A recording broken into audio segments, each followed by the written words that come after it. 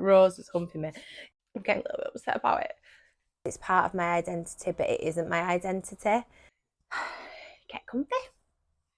Hi, welcome back to Phoenix Rising. Today's Thoughtful Thursday, and on Thoughtful Thursday we do something a little bit different where I'm just going to share something personal about myself, and that is going to be how I was diagnosed with Ehlers-Danlos Syndrome.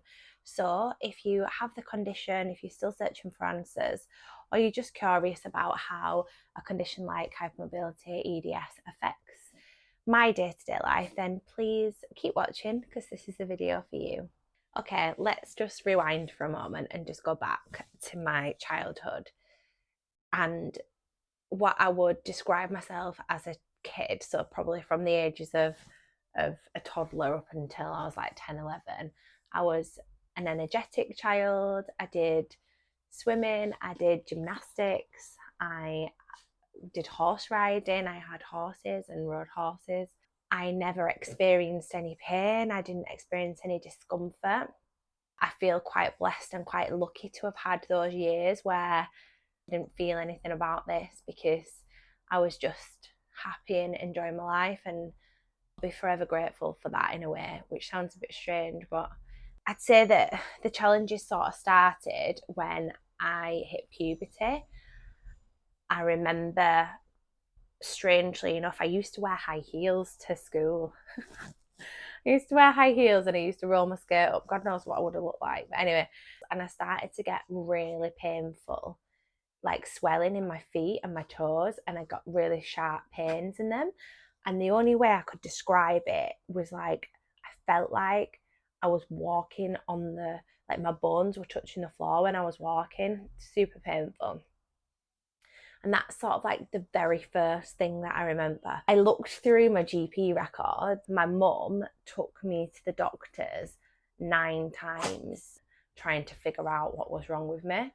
They would just say, oh, it's growing pains, or we'll do bloods, the bloods come back fine. After a while, I started experiencing other pain, so like in my legs, so my feet and my legs, and eventually we were referred for an ultrasound scan, and that led us to being referred to the paediatric rheumatologist.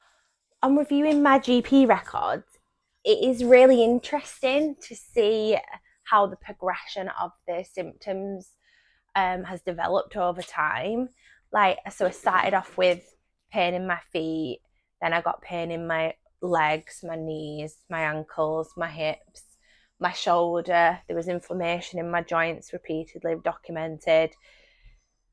Bursitis, those kind of tendonitis, those kind of things. I had a ligament tear in my ankle. All I did was jump over a tiny little wall, and I honestly couldn't walk on it.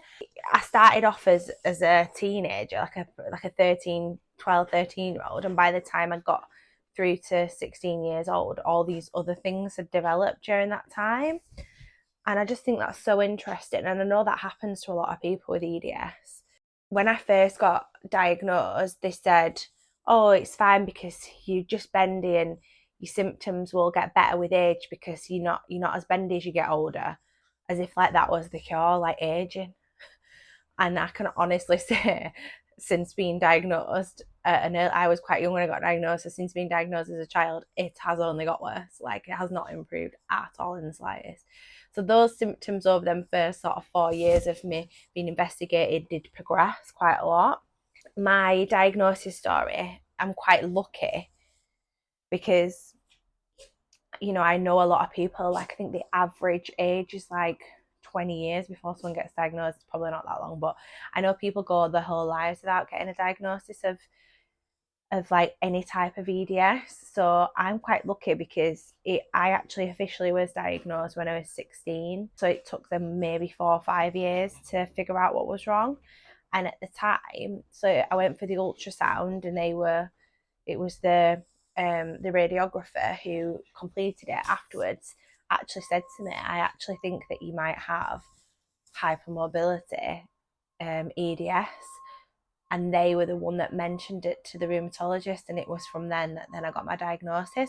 And working in healthcare and obviously doing my nurse training, that stuck with me, that it's so important for MDT professionals, like multidisciplinary team professionals, to have an understanding of these conditions, especially conditions like EDS, which are so multifaceted and complicated, and there's lots of the varying of symptoms that makes it quite challenging. Like, if everybody is aware that that's a possibility and they're thinking about that, then I actually do think more people would get diagnosed. So I am obviously forever grateful for them to be able to sort of give us some sort of answers, because at that time I just felt like I was going round and round in circles. I was just told, like, no, it's growing pains, no, it's this, no, it's that. It's like no one ever, and it felt a bit like, am I ever going to know what's wrong with me? I kind of got to that point, like, is there ever going to be an end goal? So I can't imagine what that would feel like if I'd waited until I was 30,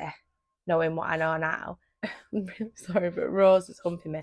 Can you take that away? I don't want it. So for this video, I've been doing a lot of reflecting on how it felt when I was first diagnosed with Hypermobility Ehlers-Danlos Syndrome. And, you know, at the time I was a teenager, so there is a lot going on in the teenage brain. There's a lot of issues around self-esteem, body image, identity, and things like that you're already dealing with, let alone throwing in a chronic illness. But at the time, I remember feeling like I didn't really know what it was. I felt like health professionals didn't really know what it was. The amount of people I used to see that'd be like, oh, you've got EDS, get up and walk for me, walk to the other side of the room. Like, honestly, I felt a little bit like a bit of a party trick, really, in some aspects. So I don't really think, and I don't think many people around me really knew what it was or how to deal with it.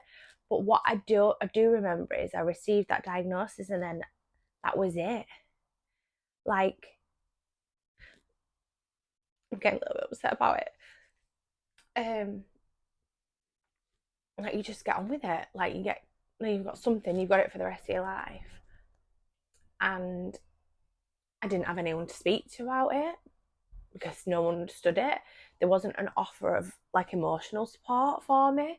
I'm thinking, like, what I do now and the job I do now, I'm working with children and young people, to like drop news and then just go, okay, on your way, pop off. Like, I know that affects your mental health and well-being, but at the time when I was young, that just wasn't a thing. Like, you didn't get offered mental health services. No one said, do you need to speak to somebody about this, Sarah? Do you understand it? I didn't get any questions asked, and I feel sad about that because I've done a lot of work on myself over the years, and I'm going to do a video about it, but I did speak to a therapist, and she said that I was harbouring a lot of anger and negative energy towards that part of my body. Like, I disliked the EDS. I hated it, and I was very angry about it, but I buried it because I honestly think, when I think back, it's because I never got the opportunity to talk about it, and I didn't deal with it. I just was like, right, okay, that's why I'm in pain. There's such importance, like, if you are going through a diagnosis or if you're looking for answers and things like that, when you get the answer, that isn't the end of the story. Like, when you get the answer, then it might take you a week, 2 weeks, or whatever, but you've got to digest it, and then I would highly recommend speaking to somebody about what that means and how that might impact you.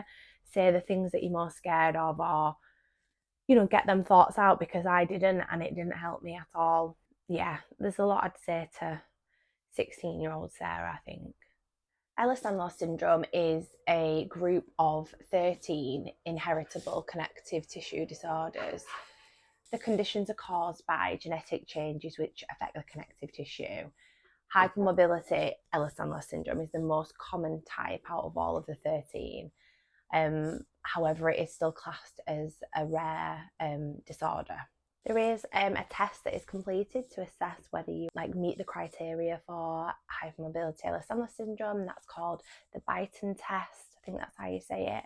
But this is just me and my symptoms. Not everybody with Hypermobility Ehlers-Danlos syndrome will do all of the things on the Beighton test, and they'll also have other areas of joints that aren't on there that are super flexible. But for me, so I can bend all the way back. I feel like my elbows a little bit hyperextend, can bend down and touch the floor, those kind of things. So that's one of the tests. And then obviously there's other criteria that is looked at in terms of pain and comorbidities that go alongside.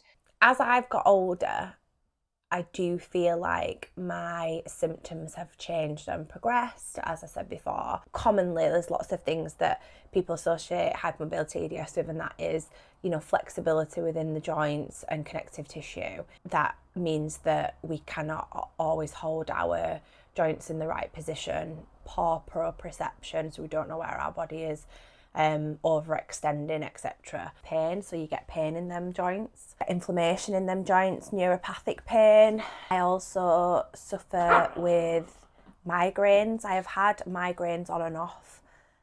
They started again when I was a teenager, sort of that they peak and trough for me, and then more recently I've been experiencing quite bad cluster migraines sort of the last 2.5 years. It affects your gastrointestinal system, so for me, that means gastroparesis, where your stomach the food isn't going down your body quick enough. So sometimes I struggle, like with big meals. I get fatigue. Oh my God, complete exhaustion, for injury, sometimes for no reason. Dysautonomia is also a common symptom, lightheaded, dizzy. I think that the biggest thing we've got to remember is connective tissue makes up the whole of your body. You're not just about being bendy, and I think that's one of the biggest misconceptions about having hypermobility Ehlers-Danlos syndrome is it's just that you're bendy. It's so not true. People can have mitral valve prolapse, that can have issues with the heart, issues with the stomach to the point where they need feeding tubes. I've nursed children that have this condition that are in wheelchairs and can't walk, that have tracheostomies fitted. So it's such a varying scale of severity. Living with an invisible illness, something that, not everybody can see, it's not super obvious, it comes with its own set of challenges. I saw a really interesting quote the other day on Instagram: too normal to be disabled and too disabled to be normal. And that really resonated with me, because I thought, yeah, I get that. Having an invisible illness is a challenge in itself. You're in this grey area of wanting to feel like you can do things like everybody else because you look like you can, but then also knowing that you've got so many limitations, and then also the fear of having to explain that to people and them not believing you. I think that's one of the biggest challenges with invisible illness. There's some things that I have learned. So I've learned to trust myself. I've learned to trust my body. I know how I feel and what's different. I've learned to advocate for myself. I've learned that this condition doesn't define me. It is, yes, it's part of my identity, but it isn't my identity. I make these videos and this channel to show people that you can be more than your diagnosis, and that's how I've always felt about it in every aspect of my life. I have a lot of other qualities regardless of what my physical abilities are. I'm going through the same thing, or I've been through the same thing, and they can relate or whatever. I promise you, it is worth every word of me speaking. So thank you for listening. This is the first of a monologue around my diagnosis story and how I've got to where I am today. There's going to be more context on the up and coming Thoughtful Thursday videos, so please stay around for that. Tell me your story, put some comments in. I'm really wanting to engage with people as part of the community, and I'd love to hear what your thoughts are. Until next time, be gentle with yourselves and don't stop rising.